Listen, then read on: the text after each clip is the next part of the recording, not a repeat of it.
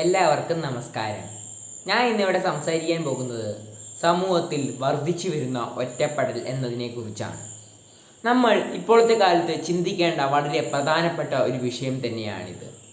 കാരണം നമുക്കറിയാം, നമ്മുടെ സമൂഹത്തിലെ മുതിർന്നവരായാലും കുട്ടികളായാലും അതുപോലെ തന്നെ വാർദ്ധക്യത്തിലുള്ളവരായാലും ഇപ്പോൾ വളരെയധികം ഒറ്റപ്പെടൽ അനുഭവിച്ചുകൊണ്ടിരിക്കുകയാണ്. അതിന് പല കാരണങ്ങളും ഉണ്ട്. അതിൽ ഒന്നാമത് തന്നെ നമ്മൾ ഇപ്പോൾ കുടുംബജീവിതത്തിൽ തന്നെ നോക്കുകയാണെങ്കിൽ, ഒരു ഭക്ഷണം കഴിക്കാനിരിക്കുമ്പോൾ എല്ലാവരുടെയും കയ്യിൽ ഓരോ മൊബൈൽ ഫോൺ വീതം ഉണ്ടായിരിക്കും. അവർ ഓരോ സ്ക്രീൻ പങ്കുവെച്ചുകൊണ്ടിരിക്കുകയായിരിക്കും. എന്നാൽ ആരുമായി സംസാരിക്കാനോ ഇടപെടാനോ ഒന്നും അവർക്ക് താല്പര്യമില്ല. അപ്പോൾ ഇത് നമ്മുടെ സംഭാഷണം കുറയ്ക്കാൻ കാരണമാകും. അങ്ങനെ നമ്മുടെ ബന്ധത്തിന് അത് വലിയൊരു കോളിളക്കം തന്നെയായിരിക്കും ഉണ്ടായിരിക്കുക. പിന്നീടുള്ള കാര്യമെന്ന് പറയുമ്പോൾ, നമ്മൾ കുട്ടികൾ നോക്കുകയാണെങ്കിൽ കുട്ടികളിലും ഈ പ്രശ്നം വളരെയധികം അനുഭവിക്കാറുണ്ട്. ഇപ്പോൾ ഒരു ക്ലാസ്സിലെ കുട്ടികളോടൊപ്പം ഉള്ളപ്പോൾ താൻ ഒറ്റയ്ക്കാണ് എന്ന തോന്നലാണ് ഒറ്റപ്പെടൽ എന്നതിൻ്റെ ഉദാഹരണം എന്നത്. അതിന് നമ്മൾ ചെയ്യേണ്ട പല കാര്യങ്ങളുമുണ്ട്. നമ്മൾ മറ്റുള്ളവർ പറയുന്നതും വ്യക്തമായി കേൾക്കുക തന്നെ ചെയ്യണം. നമുക്ക് ആരോടെങ്കിലും നമ്മുടെ വിഷമങ്ങളും ദുഃഖങ്ങളും സത്യസന്ധമായ ഒരാളോട് പങ്കുവെക്കാൻ കഴിയുന്നുണ്ടോ എന്ന് നമ്മൾ നോക്കണം.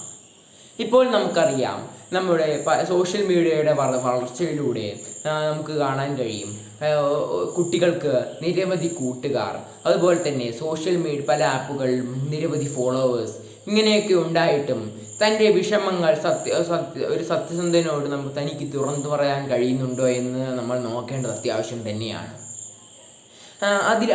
ഒരു കാര്യത്തിലാണ് ഈ വിഷയത്തിൻ്റെ പ്രശസ്തി ഇരിക്കുന്നത്.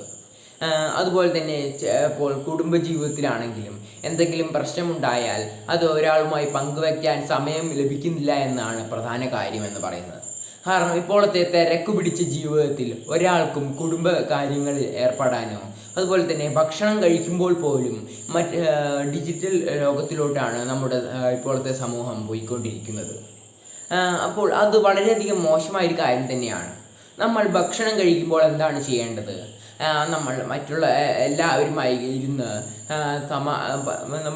നമ്മുടെ കുടുംബത്തിൽ നടക്കുന്ന പല കാര്യങ്ങൾ സംസാരിക്കുകയും അങ്ങനെയൊക്കെയാണ് ചെയ്യേണ്ടത്. അല്ലാതെ നമ്മൾ മൊബൈൽ ഫോൺ നോക്കുകയും അങ്ങനെ മറ്റു പരിപാടിക്കൊന്നുമല്ലായിരിക്കും പോകേണ്ടത്. നമ്മൾ ഇപ്പോഴത്തെ കാലത്ത് നോക്കുകയാണെങ്കിൽ പലവർക്കും ഇടപെടാൻ സമയം കിട്ടുന്നില്ല എന്നതാണ് സത്യം.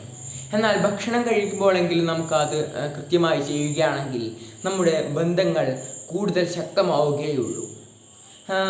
കുട്ടികൾക്കും ഇതിന് നല്ല പങ്കുണ്ട്.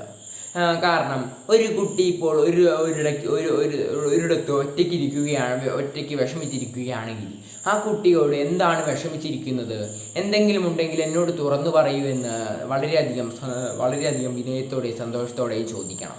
അല്ലാതെ ആ കുട്ടിയെ മൈൻഡാക്കാതെ പോവുകയല്ല ചെയ്യേണ്ടത്.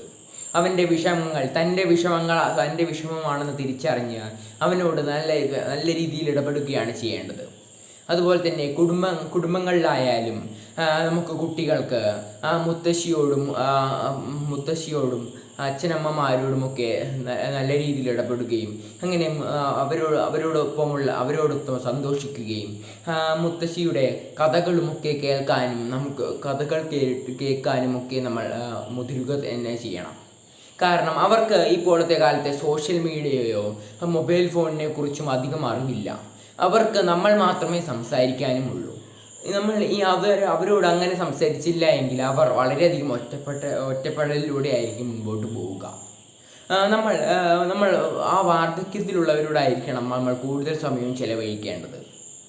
പിന്നീട് നമുക്ക് ഈ കാര്യങ്ങളൊക്കെ ചെയ്യുകയാണെങ്കിൽ നമ്മുടെ ഇപ്പോഴത്തെ സമൂഹത്തിലെ ഒറ്റപ്പെടലിനെ നമുക്ക് തുടച്ചു നീക്കാൻ കഴിയും. ഇത്രയും കാര്യങ്ങൾ പറഞ്ഞുകൊണ്ട് ഞാൻ എൻ്റെ പ്രസംഗം നിർത്തുന്നു. നന്ദി.